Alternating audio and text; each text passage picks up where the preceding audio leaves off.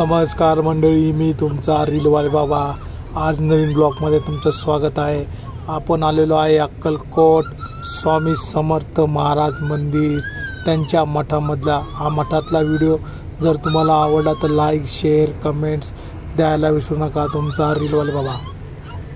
या मठामध्ये जिथे वटवृक्षाखाली स्वामी समर्थांनी आपली ध्यानधारणा धरली होती, जिथं त्यांचा अवतार कळला सगळ्यांना, त्या ठिकाणी आम्ही आलेलो आहोत। ते मंदिर तुम्ही बघू शकता, भाविकांनी भक्तांनी फुललेलं आहे।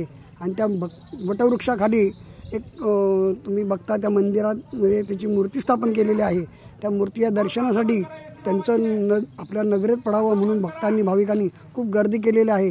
त्या मकरामध्ये चांदीचा मकर आहे, त्या मकरामध्ये श्री स्वामी समर्थांची मूर्ती, तेजोमय मूर्ती आहे, संगमरवरी मूर्ती। त्या मूर्तीला पाहून लोकांचे मन भरून जातात, मन फुलून जातात, अशी गर्दी फुललेली आहे। आपण बघू शकता स्वामी समर्थांचा तो मूर्ती आहे। आणि त्या दिवाळी निमित्ताने लागलेल्या सुट्ट्या आणि सलग आलेल्या शनिवार रविवार मंदिर भाविकांनी फुलून गेलेलं आहे।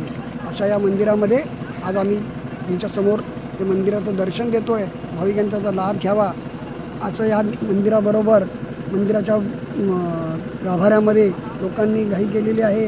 मंदिराबरोबर बाहेर आल्यानंतर बाजारपेठ फुललेले आहेत, त्या बाजारपेठामध्ये स्वामी समर्थांची मूर्ती आपल्या घरात नेण्याची आणि विविध वस्तू नेण्याची भाविकांनी घाई केलेली आहे।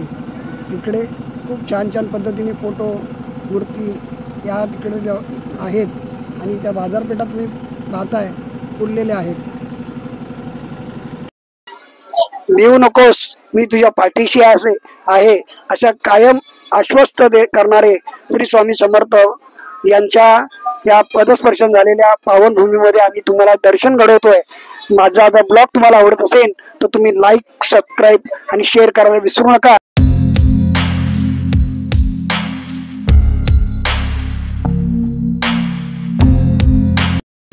दर्शनानंतर आपण बाहेर आलो की तिथे महाराष्ट्राचं आराध्य दैवत छत्रपती शिवाजी महाराज यांचं स्मारक, यांच्या प्रतिकृती, यांच्या मूर्ती, या अक्कलकोट महाराजांना आपलं जे दैवत, जे आज आपले देवधर्म जे टिकून आहे ते छत्रपती शिवाजी महाराजांची। म्हणूनच कवी कलशांनी सांगितलं आहे की अगर शिवा न होता तो हर घर में सबकी सुन्नत होती, असं शिवाजी राजांचं मंदिरामध्ये आपलं राखलेलं आहे। त्याच पार्श्वभूमीवरती छत्रपती शिवाजी महाराजांची मूर्ती इकडे उभी केलेली आहे। तसंच पुढे आल्यानंतर एक सुंदर सुबक छोटंसं मंदिर जे आपण तुमच्या नजरेत येईल ते मंदिर आहे तुळजाभवानीचं। तुळजापूर येथे मंदिरातली मूर्ती जी आहे त्या मूर्तीची प्रतिकृतीच जणू काय इकडे उभी केलेली आहे। ती प्रतिकृती आहे अगदी हुबेहूब तुळजाभवानी मंदिरासारखं, आणि त्यातील मूर्तीप्रमाणे ते मंदिर आज अक्कलकोटकडे आपण पाहू शकता।